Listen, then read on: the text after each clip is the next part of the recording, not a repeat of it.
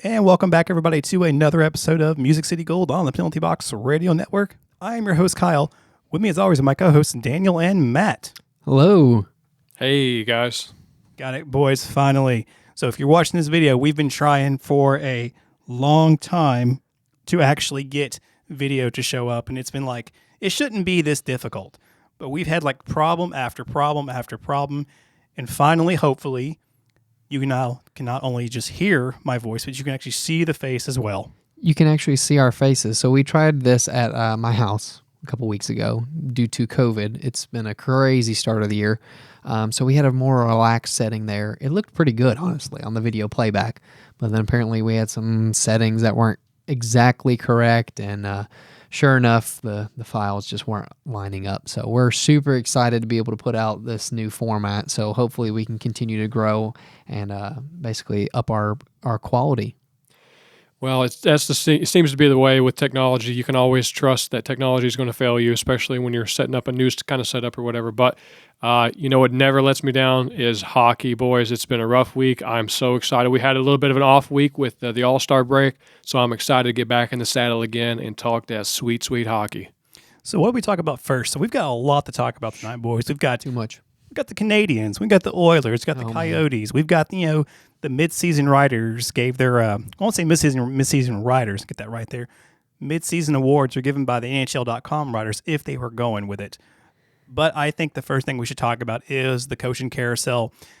Today we've had two different coaches. We've had this is fresh off the press here. We've had the Montreal Canadiens let go of their coach, and the Edmonton Oilers, got rid of their coach too. And Matt, how do you feel about this? It was just hours later, wasn't it? I believe. Yeah, it was literally just hours later. Yeah, I'm surprised they haven't fired Dominic Ducharme earlier. I saw this one coming for a while now.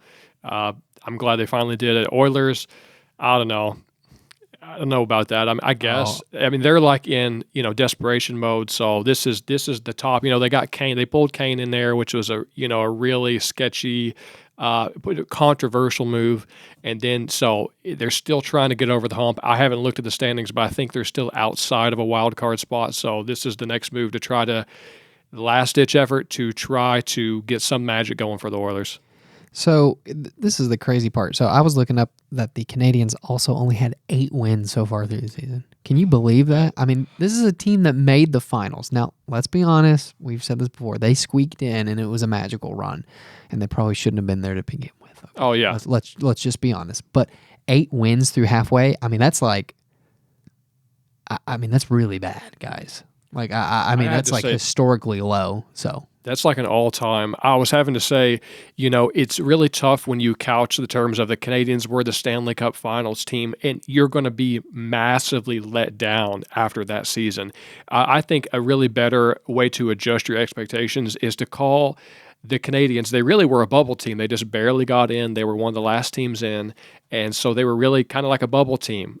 They're not a playoff. They're not a Stanley Cup Finals caliber team. They were a playoff contending team, and then now they're doing garbage. So I guess it solves the burn a little bit. But do you think it's a problem that Carey Price has not been with them this season? Do you think if Price was with them that we would actually see would we see him steal a few games? I mean, you might have reclaimed a couple. I mean, would they be at 10? Would they be at 11 wins? I mean, that's still low. I mean, there's only so much you can do. I mean, some of these contracts you're looking at, too, are kind of comical. Like, that isn't on the coach either. I mean, like, what about the Suzuki contract? I mean, these are not looking good right now.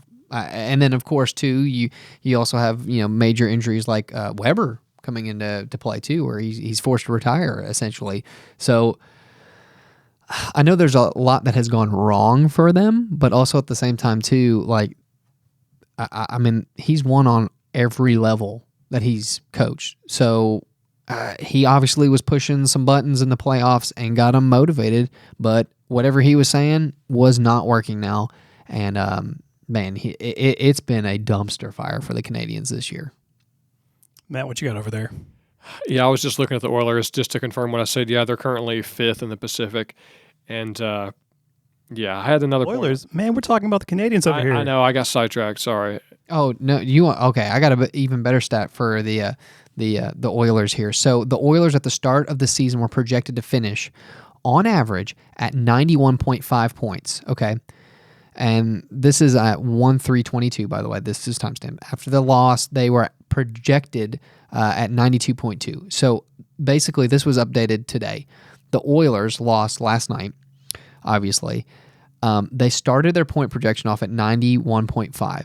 As of today, they are at 91. So they are only 0.5 points off pace of where the analysts had predicted them to land. So basically, the Oilers are just firing their head coach, with unrealistic expectations on their roster. I mean, if you think about it, like that's what the stats said at the beginning of the year. Yeah, I mean, can't disagree. I will have to say, let's talk for a second, since we're going to stay on the Oilers for a second. The pickup of Evander Kane, I said kind of goodbye, good riddance, see ya on the way out after his last charade and scandal. And but it seems that GM picked him up. So I think he was on contract for $7 million, and now Ken Holland picked him up. I think he's on a $2 million contract now. So he got definitely a value in this guy, and he's trying to help see if they can push him over the edge. But yeah, the thing with the coach, it's a last-ditch effort. I don't think they got what it takes. Well, for me, when you're talking about the Oilers, of course, Evander Kane's not my favorite player. I think he should not have his 1 billionth chance. You've messed up. You violated laws, not only locally. You violated international laws. You get in trouble for gambling. It's like, how much more can people take of this? And did you see the reaction McDavid got when they asked about him, saying, how do you feel about Kane being here? And he was just like, yeah, we're basically just here to win, which is kind of a narrative that the NHL has been trying to pull away from, is that, there's more than just winning. You got to have like a moral compass about things too. So if you're McDavid at this point, though, what are you thinking? Like, your head coach just got fired. Like, this is a valid point, because we've been saying, how long is he going to stay in the Oilers, facility, in the franchise, and want to stay there with that team? Like, how long? Like, is this now like a do or die thing? Like, if they don't make the playoffs this year, what is going through McDavid's mind? Is he requesting a trade? Yeah, I would like to see how much behind the scenes that he's been involved with conversations, maybe with the GM personally, because honestly, I'm sure maybe we can make some comparisons to other sports where certain players seem to run the team and they do whatever, like they're drawing up plays on the sidelines instead of the coach. Yeah. And we've seen that even in, was it Edmonton or was Chicago? Chicago. Yeah, Chicago was one of them. Bro. And so I wonder if how much of the GM's saying, okay, McDavid, we want you to stay. So what can I do to make you happy? What can I do to show you, some kind of faith that you will stay here? And maybe there was some talks about getting rid of the coach, but I don't really think you had to twist McDavid's arm to see if he would like that or not. I think McDavid, like you said, Kyle, he wants to win. He's here for results. So whatever it takes, and getting some new blood behind the bench seems to be like the first thing people always go to. So, it just goes in line with the desperation they're in, honestly. I mean, but in my mind, if they don't make the playoffs, boy, his wheels are going to be turning during the offseason. I mean, at what point do you just, give it all for the organization, but also like realize that your dreams could basically never happen? Okay, so say he gets traded. Where should he go? Oh, I have no idea, because the problem, the logistics behind this at this point, because, I mean, what's his cap hit? 13, 14? I was thinking 13. It's 13 or 14, because I think Carlson's the most expensive player in the league right now, which is hilarious to me. So that said, I mean, $13 million, there's probably going to have to be some sort of retention by the Oilers, because I don't know of any team that's just going to have 13 or million just chilling there, in the cap space. So it'll be interesting, and it would definitely have to be some sort of deal where they got a boatload in return, especially if they were retaining some of his salary. I think you're trying to pull up Cap Friendly really quick. Were you or no? 12.5. 12.5. Okay, so I don't know. There's going to be very small teams that would actually have the cap space to be able to execute something like this, and also give up assets in return that the Oilers would want. Well, and he's also going to want to go to a team that's probably in a playoff position already. You know what I mean? I mean, the only thing I could think of would be like Colorado actually does have some cap space, but the problem is like they're about to have to sign a bunch of people, and Kadri's going off this year on a contract year. Like they probably won't be able to even retain him. So I don't know. It's going to be very interesting to see. Like I said, there's still a long way to go, and they still could make the playoffs and still pull a run together. But having your head coach fired, that's it's definitely a tick on him leaving. I'll put it like that. So I'm sure he's going to be evaluating everything, and if it does not go as it should, it's going to be an interesting offseason. Well, something I'll mention is that kind of taking a different perspective is that I don't really care what he gets in return, what happens to the Oilers organization, because as a fan of this generation of hockey, I want to see McDavid succeed. I want to see him go to a team that helps the best player in the world succeed, getting in the playoffs. This is good for growing the game of hockey. It's good for, as a fan, seeing success, seeing him happy and thrive, really. So I don't care what the return is. I just want to see him go anywhere but Edmonton. And I'm fine with Edmonton if they can get it together. It seems like it's taken a while to actually right the ship. So that's jump ship, go somewhere. I don't care where you go. Give me some kind of contender team. And I don't care, burn the bridge on the way out of Edmonton for all I care, because I want to see hockey players thrive. So now what do you guys think about the All-Star game we had last week? Did you watch any of it? Yeah, I got to watch some of the highlights. I mean, it is what it is. I mean, Yossi, of course, has a great showing, and people were just like, maybe he should have been here all along. Well, if you want a sidebar, talk about that for a second. The fact, I don't know if we mentioned it last podcast, that Yossi got snubbed from the All-Star roster to begin with. People knew. Yeah. So he just happened to get slotted in because Nate McKinnon and Adam Fox, I think, called out sick, or what do you call it, COVID? Yeah, and then there was McKinnon's, I think, facial contusion. That for sure. That's where he got hit too. So he comes in as just he had to take a back seat, and he just gets slated in last minute, and despite his numbers, slated in, and then of course kills it. Yeah. So I mean, I thought takeaway for the local market. Of course, Saros is there already. And the skills competition was kind of cool too. Like shooting at what'd you think about the games? They're okay. I mean, the All-Star games for me, like, I like the format, but also at the same time too, there's just a real game just has so much more oomph behind it. You know what I mean? Like, these players are out there not to kill each other. Yeah. I mean, let's just be honest. Like, they're not checking. They're not like you just take all the physical aspect out of it, and it's kind of like, we're just having fun with my bros here, and that's fine, and I'm okay with it. It's just different from a normal game. For me personally, my guilty pleasure is if I'm going to watch the All-Star game, I don't watch the All-Star game. I watch the mascot challenges where the mascots play. I'm like, that's the only time I get to see those guys play, and they're people in their suits, and it's funny. We're trying to watch Nash check. What's the Yotes, the Coyotes mascot? I don't remember his name. Oh, I'm trying to remember some of that. Howler, that's what it is. Howler, and then you have Gila, Las Vegas, the Gila lizard, which he's kind of cool looking. Nash, I think he's a monster, not a lizard. Gila monster, yes, thank you. Probably still a lizard. But Matt, who's your favorite mascot? Oh yeah, I'd have to say the Coyotes guy, even though I couldn't remember his name a second ago. Wow, but I have a huge affinity for Coyotes. Bro, and Gritty. No, definitely not Gritty. I tell you what, who's cute though is the Canadian. The Canadians have a cute guy. Yopi. Yippee, is that his name? Yopi. Oh, Youpie. Yopi. Yeah, whatever. See, there's a land between Michigan and Canada called the UP Upper Peninsula. That's Upper Peninsula. Yeah, that's probably where it comes from. Yeah. Anyway, that said, yeah, I mean, it was a good showing. I thought it was great. Both, Saros and Yossi performed incredibly well. It seemed like both of them were having a fun time too, because it's nice to have two from your team. So it's kind of like get to go there together and sharing this experience, especially for Saros, first time there.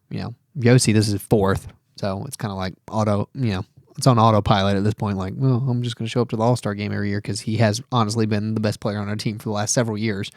But that said, great showing from him. But it was kind of nice to just kind of get back into hockey. And the Preds kind of had like a weird break too in between with the Olympics because they only had so many that were canceled. So there was like one game, and then there was a week without a game, and then another game, and then another week. And so it's just been nice to actually get back to like consistent hockey. And we just now got back to that point.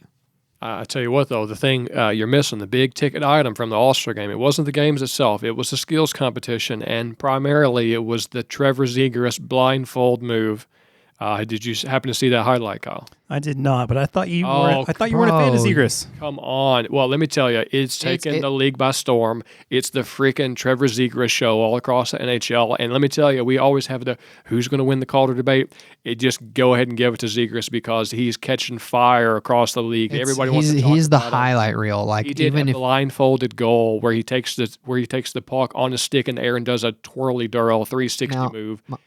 my thing is though, was it all like set up as far as the goalie going like hard left? I think that part was, but I'm still giving him major props for pulling it off blindfolded. Like I know Well- he got with the one guy who does all the trick shots ahead. Like, did you see the video? Yes. They were going behind the scenes and doing all that stuff. So I think the goalie panning really far, biting as hard as he did was part of the routine. But I will like the fact that he was doing it blindfolded and he was able to pull off those tricks and be able to shoot it at the net blindfolded and still make it. Well, I tell you what, it's amazing. Austin Matthews and somebody else also said that they kind of questioned whether or not he could actually see through that blindfold because even they were like, I don't know, that seems like a little too freaking good to be real. So I don't know. I don't know if we'll ever get the answer to that. He did have a blindfold on. I don't know if he could see through it a little bit or what the story, if there's any truth to the fact that he could maybe see out of it. It seemed ridiculous, too good to be true. But based on him actually scoring that goal, he's going to win the Calder, dude. He's got too much name recognition now. I don't care if stats be darned. I'm on the Cider train. Yeah, me too. That's me what I because said about Cider. I'm still trying to like make my case for a Red Wings player as a Preds fan because my whole thing is he's a defenseman. Yeah, and defensemen hit their prime, hit their peak later than forwards do. So I think the fact that he's competing with rookies that are forwards and he's a defenseman who's not supposed to hit his prime for 3 or 4 or 5 years later than forwards actually shows. And the fact that he's the only defenseman on the list that we're talking about, I think that lets him huge credibility to his part. Well, it's funny because we're jumping way ahead because we're actually going to be going over those mid-season All right, Riders we'll- things. we'll But that wait, said, sorry. speaking of Howler, Matt. Oh, He's already got a frowny face. So basically, the Arizona Coyotes are in cahoots with Arizona State University to basically set up Sun Devils. to set up a 5,000 seat arena in their new facility there to allow them to play there with 5,000 seats. So, Matt, how do you feel about that? Because Brad Marchand has even got into the middle of this, has been chirping the organization, saying that they're part of the reason why they're paying so much in escrow. I mean, so He also said that they would have to give away 4,500 seats to fill the arena. Yeah, and I will say also off the press today, whatever board that was that had to approve that deal, they approved it today. That said, okay, they're approved for the term is 3 years, but they said they approved it to even farther out for a few more years after that if they need to, whatever board, legislation board that was. So one thing I found interesting on this, guys, is when that I didn't realize that the NCAA could step in and say, yeah, you can play in our arena, but you can't use our facilities. Like, they can't use their locker rooms. So Arizona's going to have to build locker rooms. They're going to have to make their own, like, weightlifting area. They can't use any of the university stuff. I didn't know that. That's interesting. So they don't have like an off-site place? That's I'm a little confused. So like when they walk out of the tunnel, where do they go? Like, do they go to their own locker room? Do they have to go out in the parking lot to a prefab building? I don't know. I'm assuming they're just going to have to, like, build something first, like, really quick. And I'm kind of wondering, is this worth the expense? You know, you're basically taking the ASU arena and you're going to make it kind of like an AHL type stadium. I mean, you're kind of like in that cusp. You're not ECHL. You're kind of AHL. You're definitely not NHL. And I'm like, at one point, you know, why don't you just buy the stadium from ASU and just expand it and make it a new arena instead of trying to build a new one? I mean, like, that's a far-fetched idea, but I'm kind of like, that. At that point, I'm kind of thinking, you've already gotten this far, just why not go all the way?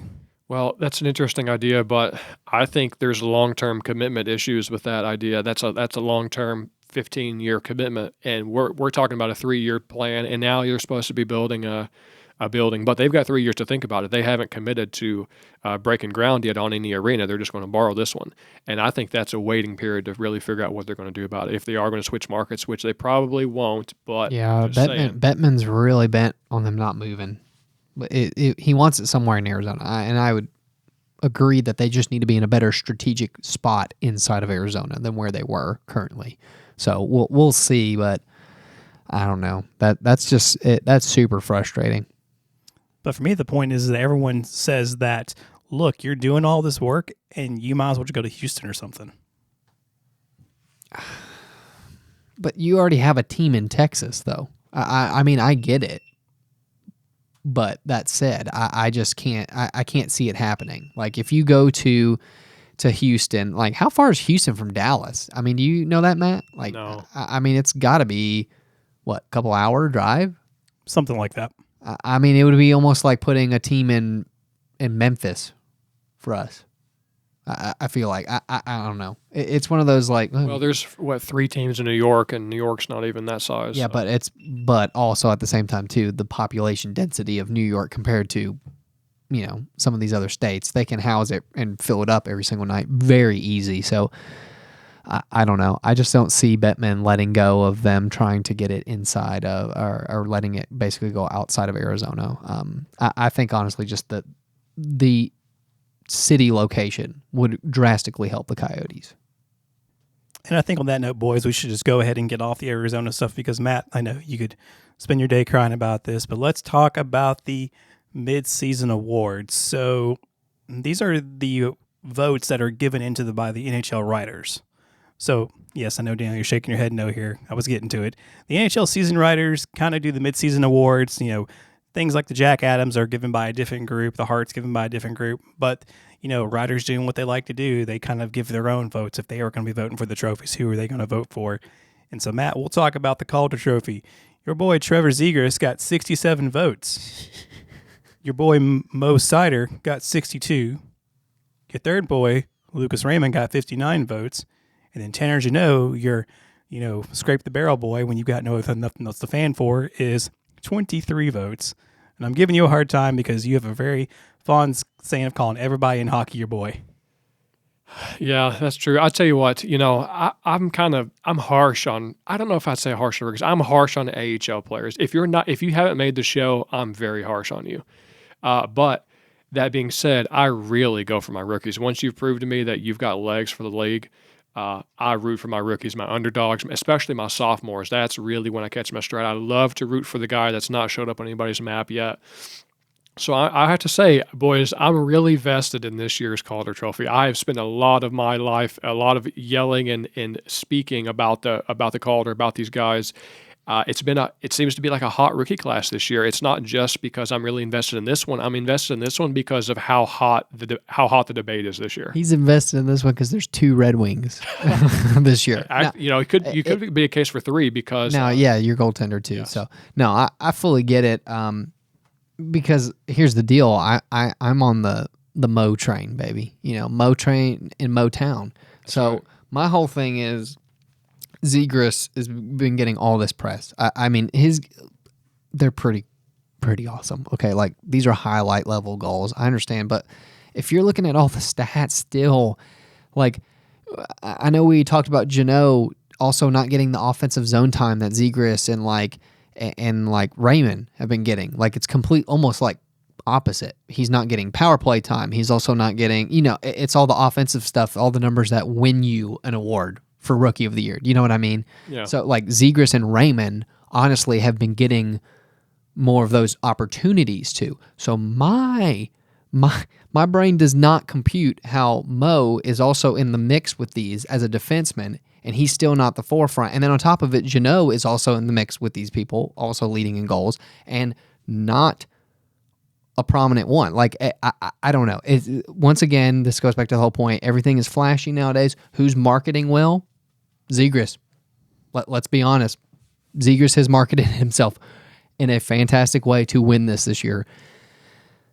That said, I'm still leaning towards Mo and Jeannot myself, just because I think the underlying stats back them up for their production and what they mean for their team more than Zegras does.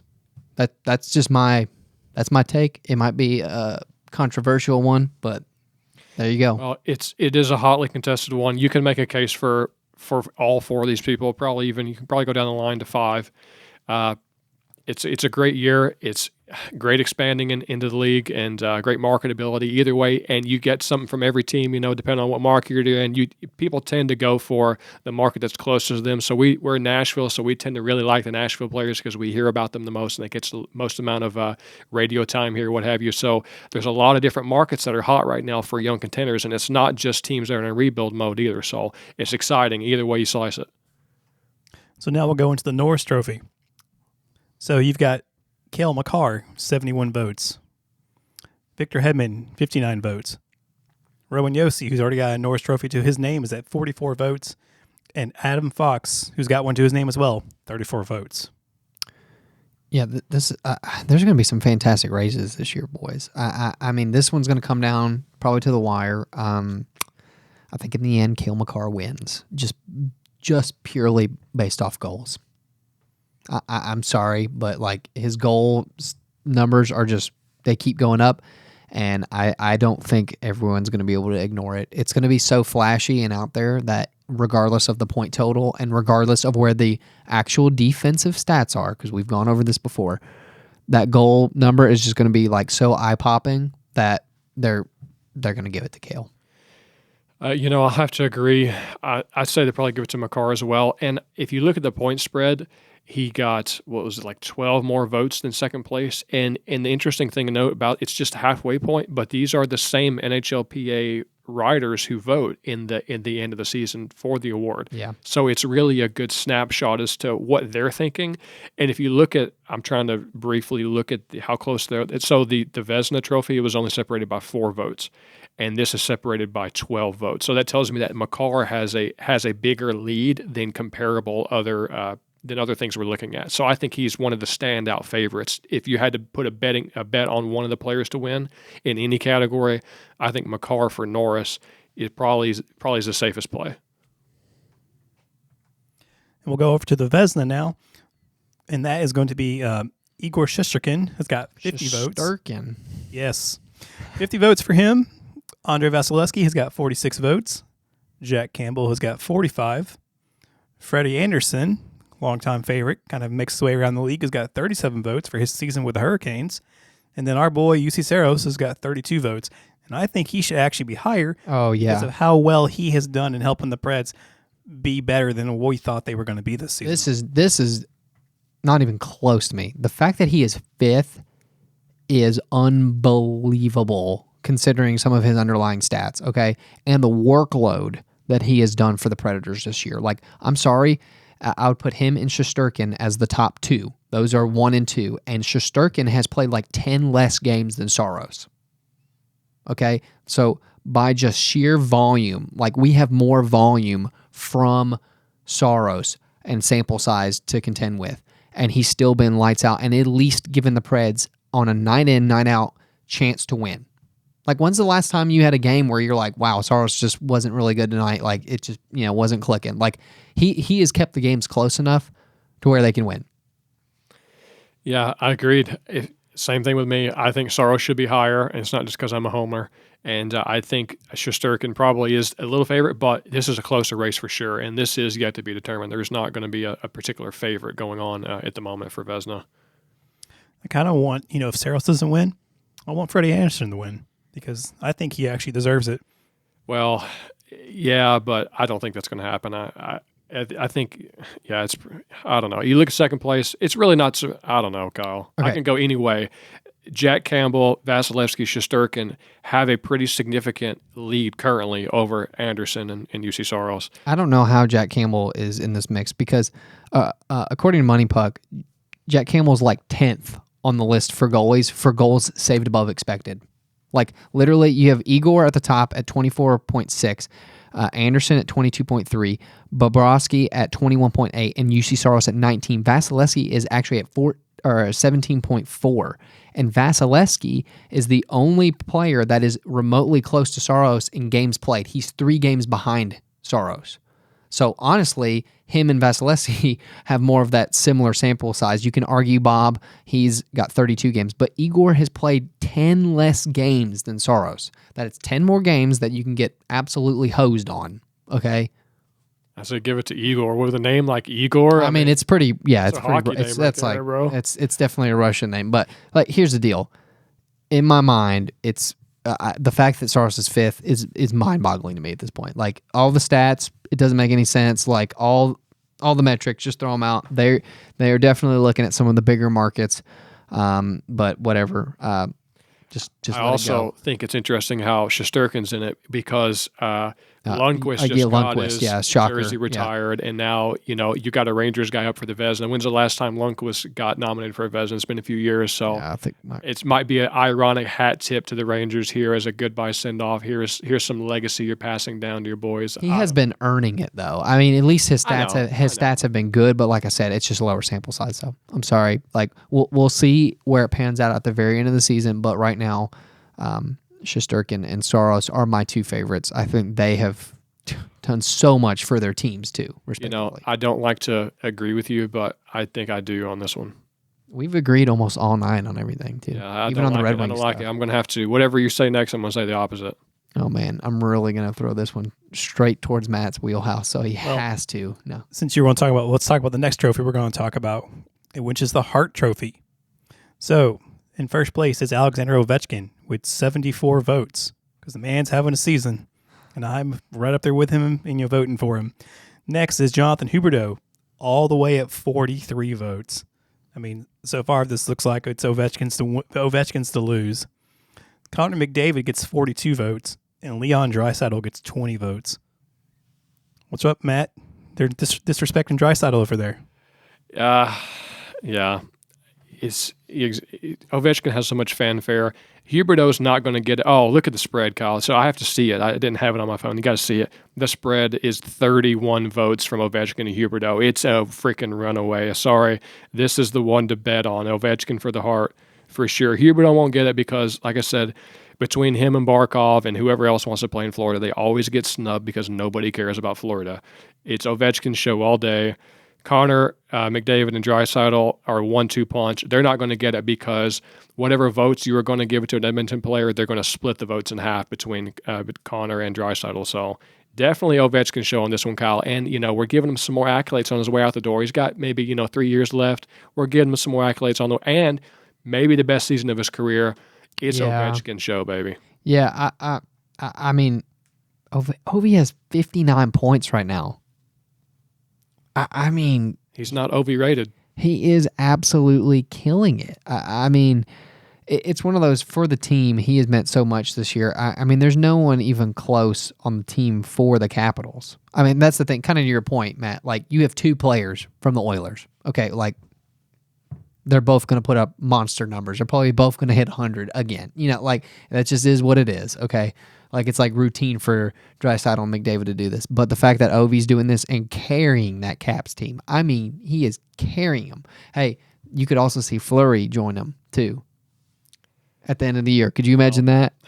Oh, Fleury could get traded over to the Caps. Okay, I see what you're saying. All right. And then they make it in and they do another magic run. Him, Ovi, and Fleury together just going to and guess what? They'd be in the same division and playing probably the Penguins in the second round. You talk about a series that I want to sign up for and see right now. I agree. You trade Chicago. You're a dumpster anyways. Okay.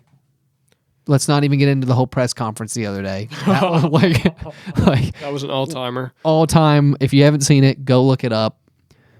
Thought we were done with this. Nope. Wrong way to handle a presser. Literally the worst way possible. But Chicago did it again. I actually forgot about that. Now, let's talk about that real quick. Like, the nerve of the owner. Bro. Like, I get you're the owner, but someone asks you a legitimate softball question. It says, you've had a lot of bad press. We're going to give you a softball question to tell us how you're doing to make things better. And the guy's just like, no, we're not talking about this. Done. And then it gets pressed by another reporter, and the guy's like, will you people just stop talking about this? I'm like, dude, this is their job. You can't run away from this. I'm just laughing because it was a cover-up, and then he said, literally, I'm not going to talk about it. Like, And then- and then literally other guy, homeboy, tries to like I think like it's his save son, by it's the his way. son, and he's trying to like save him like on stage, and he basically like cuts him off at the knees and says, "I'm taking charge." It was terrible. I don't even know what to do for the Blackhawks at this point. So I mean, it is what it is. But yeah. So I don't know, Matt. Do you have anything to add to it? I mean, it's bad. I mean, it's going to affect Well, basically I their would say- GM search too. So Oh yeah, it was also ironic. So they said, well, we don't want to look backwards. We want to look forwards. We're not looking backwards. And somebody on Twitter said, yeah, for a team that really wants to go away from 2010, it's really hard to say that when they just hired Marian Hossa and Patrick Sharp to the GM search for Yeah. the team. So dude, it's hard to look forward when you're still taking players from the anyway. my favorite meme still has to be the one where it's like, I just made the new Blackhawks logo. It's the same as the old one, but it's just looking the other way. It's still the best. Yeah, like anyway, that's a good one. anyway, I'm still But- not going to get over it. But besides the point, Chicago news execs. The good news is it looks like Fleury very, very well may be leaving Chicago somewhere else at the end of the season or off season, what have you. So I'm saying, baby, put them at the Caps because I want it right now. that would be very awesome. That I would fanboy out very hard for that. I mean, could you imagine Fleury and Ovi I tell you what, though. just I tell you what. united? My wife just got for Christmas. She got a new Fleury jersey for the Blackhawks, and we're going to the Chicago game in a week or two, whenever that is. And she's stoked to wear it. But I'm like, well, you better wear it while you can because it might not last too long. You might be on another team before you know it. Oh, whatever. As soon as that happens, she'll get one with him on it for Washington. He's my favorite, Kyle. I mean, I got a lot of favorites in the league. He is awesome. One of the best personalities in the league. Always having fun. Yeah, he's a good guy. Yeah. All right, so let's talk some Preds. We've been, haven't got to them yet, so let's do this. So, season so far, boys, what do you think? We are currently second in the division, and we're second in the conference. And I believe last time I checked, we were like 8th overall in the league, so we're kind of right there in the middle. Do you think we have what it takes to keep pushing to not only make the playoffs, which we're going to probably do, but to actually make a deep run into it? So I think when I sorted by point percentage last time, I think we were like 9th in the league, and I'm like, what is going on this year? Like, I mean, the team somehow has exceeded expectations in every way possible. I mean, I really don't know. I really don't know how to quantify it because you have players like Forsberg and Matt Duchene too who have come out smoking hot this year. I mean, the other night too, it was Duchene, even with the Stars. Like, it blows my mind that they are on pace with goals with Connor McDavid. We have 2 players on our team right now that have Connor McDavid level goals. I would like to see that stat. But I tell you what. Literally when we were facing the Oilers the other night, remember? I think Forsberg scored twice in that game. Was it twice? I don't recall. Anyway, yeah. I mean, I'll But I will go ahead say, and pull it up. I do know a stat that says that Philip Forsberg is currently number 1 in the league in goals above expected, and Yes. since November 24th, he has the most goals in the league. So 18 goals in 23 games he was on a stretch for. He's doing amazing. Like, it's a contract year, and it's got to be like GMDP is one of his worst nightmares. After everything that's happened, and now Forsberg is basically just doing everything he can to basically make, okay, GMDP, you're either going to sign me or you're going to let me go. And I really do not want GMDP to let him go. It's going to hurt to see him in another jersey. Yeah. Well, I tell you what. Matt Duchene has 22. Connor McDavid has 23. Philip Forsberg has 24 goals. I mean, it just goes to show you that under Hines' system, we finally got a full year. We got a full training camp. Everything seems to be clicking, and some of the players that should be stars and performing like we thought they should are doing that now. So I don't know. Like, this is incredible, and you have rookies stepping up, like Jeannot. That's a big factor. Like, you have to quantify that. You're paying him peanuts, and you're also getting X amount of production. Not just on the offensive side, you're getting it on the penalty kill. You're getting it in that tough, gritty game. You're getting the fights like Matt wants. He get in there and get it. Yeah, Because the Jeannot will go up against anybody. I mean, Preds lead the league in fights this year. Exactly. They're a scrappy team. Sometimes that does. I feel like it's a double-edged sword. Like the Stars game last night, they took 6 penalties. You're going to have those nights, and that really bit them last night. We were 0 for still a great game, but if they had taken penalties, yes, but you're talking 6 penalties. You were 0 for 4 on the power play, and then you got hosed twice on 6 penalties.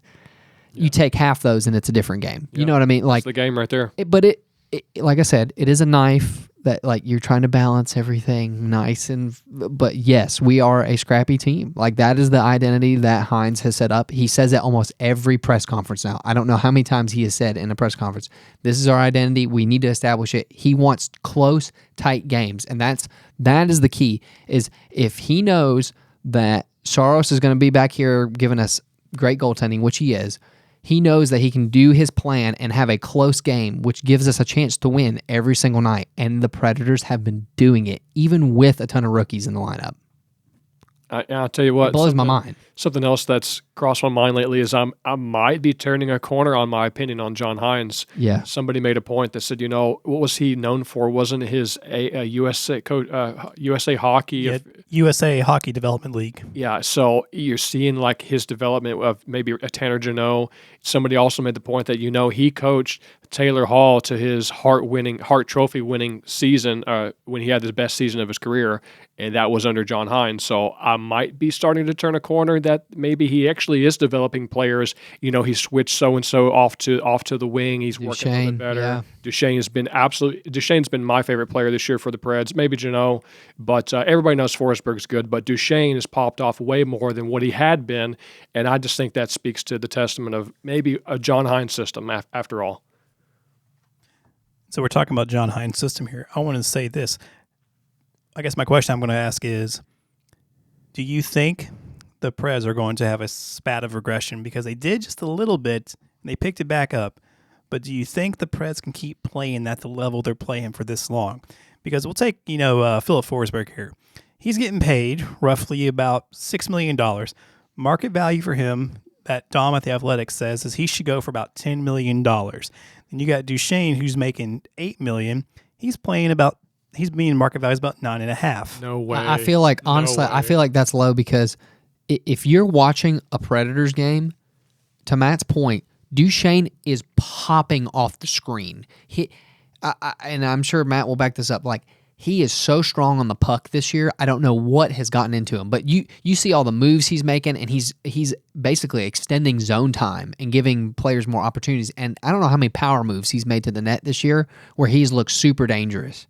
I don't know. Honestly, like Duchesne has looked better on screen than even what the stats are showing. Well, me and you had a different reaction there. I actually meant no way. Like, there's no way I would pay him upwards of $9 million. Yes, he had a great season this year, but based on the two prior, there's no way I'm going to pay him more. But that's what the cards are reflecting the stats currently. That's what I was saying. Like, that's good this year, but no, I wouldn't pay him that much. Yeah. No, long term. Like the fact that we have Matt Duchesne locked in at that. Now, here's the deal. Like, if we have him locked in at that and he continues that pace, fantastic. Like, that's a great deal for us. I mean, Yossi's probably similar, and Saros is off the charts, I think, for what we're paying him.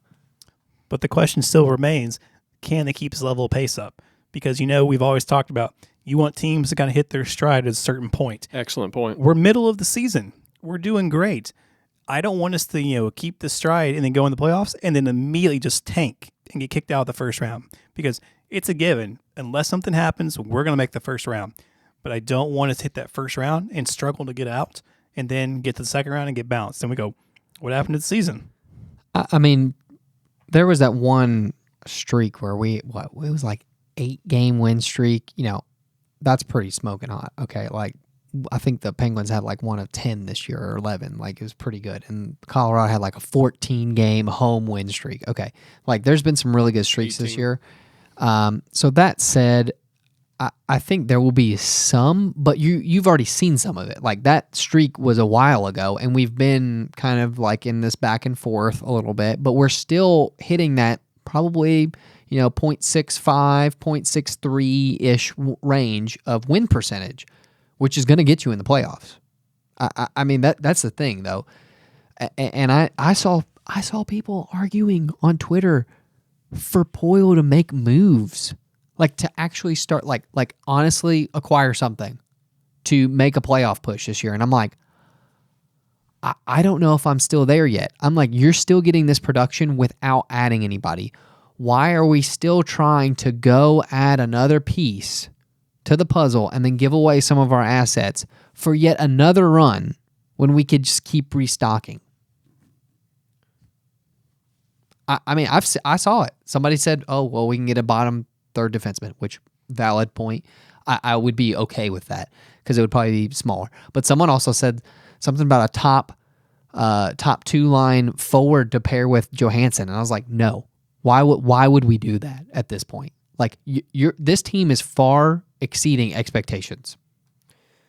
I'm not giving away the farm and giving away the development of these players to bring in more. I agree. If you're going to I'm not going to mortgage the future over a team we're still kind of shrugging our shoulders. Yeah, I'm going to be happy with the first round exit. I don't care because they shouldn't have made the playoffs. You look at the expectation of what it was at the start of the year, and we were talking about firing Hirons, blowing a whole rebuild, and making the first round exit. It was great. I mean, and certainly I'm not going to mortgage the farm over a team to maybe make the second round. Like it's not enough to leverage the future over it. We're still sitting in a pretty spot. So Dom has the Predators basically at a 55% chance to make the playoffs in the first round. You mean first round exit? Yeah. Well, no, make the first round. Oh, I thought it was higher. I thought we were like 90-something%. No. You're reading the chart wrong. You're talking about a first round exit. To make the playoffs, we're at 92% total. That sounds better. So to make the playoffs, it's 92%. Now, a first round exit is more probable. Now, to make the divisional final, we have a 23% chance to make the divisional final. We have a 4% chance right now to make the Stanley Cup final. We are on pace with Boston. Well, yeah. No, I'm not adding anything. I'm sorry, I'm just not doing it. And at this point, you said you got a 23% chance to make the conference finals. At this point, when you get to that stage of the game, it's cutting hair. Kind of a crapshoot. It's a luck fest. It's who's hot at the right time. It's who do you have injured? Is Duchesne going to get injured? And you can't make a move right now and mortgage the future off of a snap of a little thing like that. You could screw up the total outcome, or it could be the opposite. You look at the team like the opposite, like Montreal last year. Every player on the team playoffs. had to make a blood sacrifice to get in the finals. Yeah. And they didn't have the roster for it. So really, it's kind of like dumb luck. It's timing. It's chemistry. It's everything all in one. Thirst for the game. I mean, this goes to your point, like get into the playoffs and see what happens. Yeah. But I'm not mortgaging everything else. I'd rather you actually sign Forsberg now rather than later and not mortgage the farm. I mean, because we actually have, and side note here, we actually have some legit farm players that have stepped up and shown that they could do stuff. I mean, Jeannot is one. Kind of like came out of nowhere. I mean, we even protected him during the expansion draft. Nobody saw that coming. And here he's a breakout player. You've seen Tolvanen find a decent spot on the lineup. Tomasino is still in development. Tomasino is he just turned 20. This is what I'm trying to understand. Like, you have a player, Tolvanen's only 22. And forwards, obviously, it takes a little bit longer. That 24, 25 range, you start seeing them come to life. That said, I mean, we have some really young players. We went from one of the oldest teams to one of the, top 10. I was, 6th or something. Youngest team in the league. Keep developing them. I don't understand this. And, some of our farm players, no one... The funny part is that Matt had no idea who this was in our group text the other day until I pointed it out. But Luke Evangeliste, I started posting about it. I started talking about it. He's a beast of a player. So, Kyle, freaking OHL player. Give me a break. Yeah, except I was the one that pointed it out. So Daniel gets the kudos on this one. I'm just saying, I don't know. Hold on. Sidebar. Sorry, you tell me that I don't watch OHL games. That's what I'm telling you, bro. And your wife's from Canada. You don't watch OHL games. First off, how dare you? My wife watches plenty of hockey. If anything, your wife doesn't watch hockey. She'll sit there on the phone on Facebook. But she is the winner from last year's tournament, so got to give it to her. Well, first of all, I'm wearing KHL gear in here, so let's. Oh yes, we worship you, Daniel. So let's set the record straight. Anyway, so that said, OHL, Ontario Hockey League, he's tearing it up, fellas. I mean, it's unbelievable some of the stats that he has right now. So I started pointing this out that he's leading the league in goals, and after last night, he most definitely is because he had another incredible evening. Let me pull up some of his stats. So the last 4 games for him, the first game was 1 goal, no assists, so 1 point. Second game, 3 goals, 2 assists with 5 points. Next game, 2 goals, 2 assists. And then last night, he had another 2 goals and 2 assists.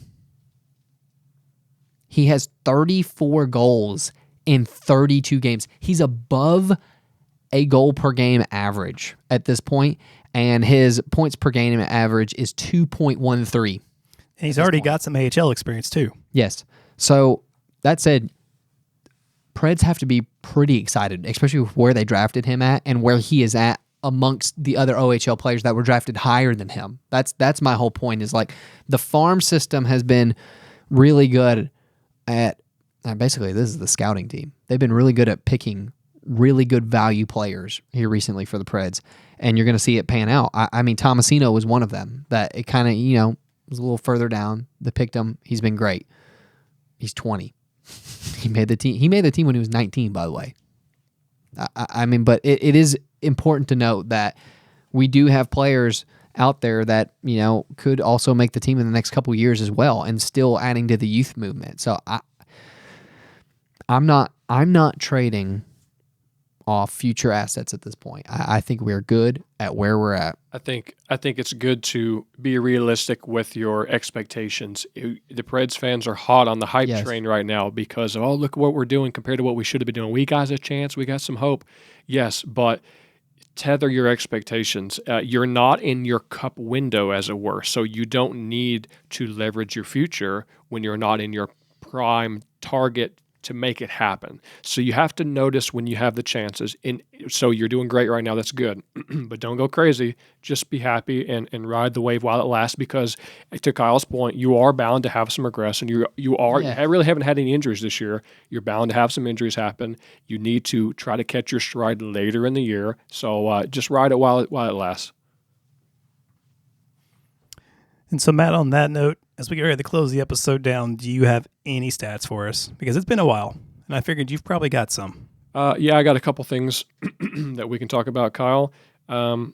First of all, I just want to see how good your French is here. So, and also your hockey memory. His Russian isn't good. And your hockey memory. Can you tell me the name of the coach that the Montreal Canadiens have hired in the interim while they fired Dominic Ducharme?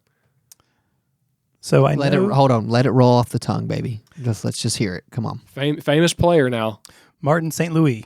All right. Good job. White guy. If you ask somebody in the know, it's Martin St. Louis, which is the way I've said it for years. Martin St. Louis.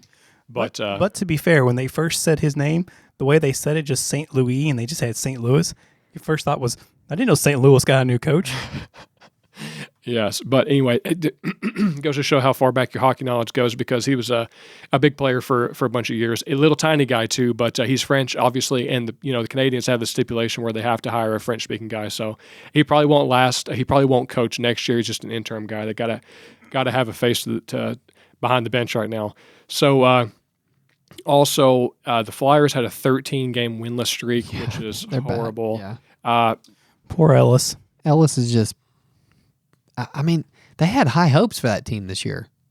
They've been the opposite of the Preds. Yeah, they're one of the teams that took a huge step down. That you didn't expect. It was definitely the reverse of the Preds this year for me, in my opinion.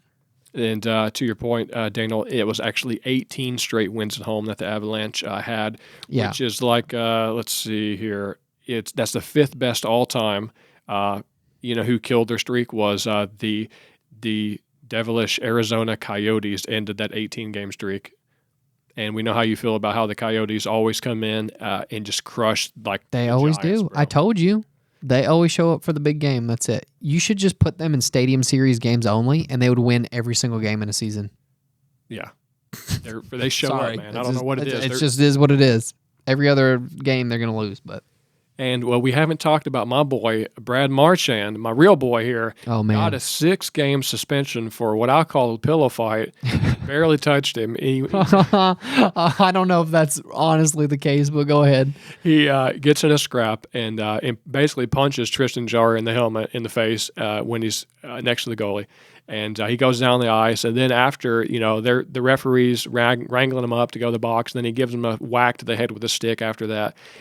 He gets a 6-game suspension for it, but I'll tell you, that's the antics we're used to from him. I think something that goes under the radar, though, is that after he punches him and he goes down, you know how after, a player gets in a fight, the surrounding players, they'll come in and they'll kind of like hug it out to try to hold each other back from doing anything. They try to get him out of the scene. Well, Crosby bear hugged Marchand to try to stop him from doing anything, but that's like the opposite. Yeah. You needed that. Somebody should have been holding back Crosby from punching Marchand in the head. Yeah, and it was the opposite. It was very weak. Crosby was just really super weak sauce. He didn't even like shoulder check him. He didn't hit him in the head.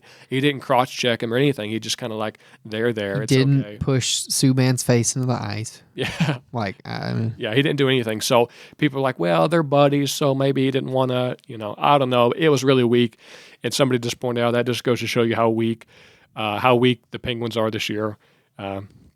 So it is what it is. But back to your point, Kyle, some milestones. I love my boy Keith Yandel has got the number 1 all-time Ironman streak, 965 games. He hasn't missed a game since 2009. That is crazy. And his playing partner that night was Cam York.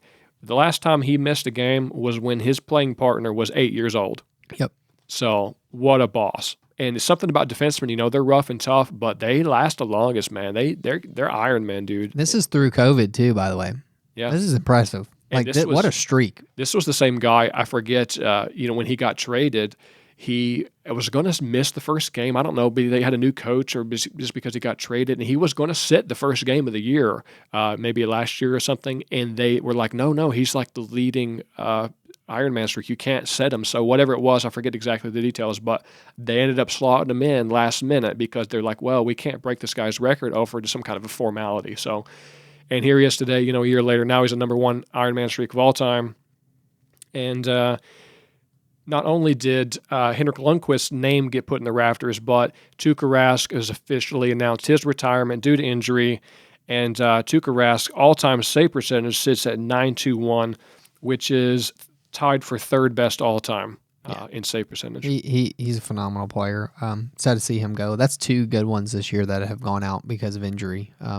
Was it Ben Bishop first, and then now Rask. So that's 2 legendary goaltenders that have hung out. I mean, you got to think in the last 3 years, you've had Peck, Lundqvist, Bishop, and Rask. I mean, talk about that. That's carrying the torch. That's like 3 of the top 5. So that's 4. On the all-time list, it's Hasek and Dryden with 922. The 921 is Bishop, Rask, and then Vasilevsky is 920. What is he? And he's finished. I think he finished.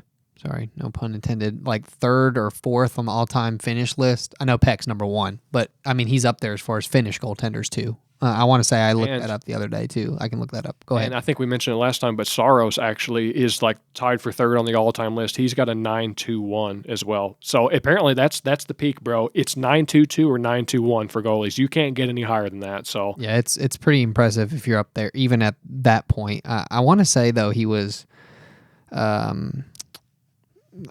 think it was 3rd for Finnish goaltenders. So I'll look it up while you keep going. But that's all I got, buddy.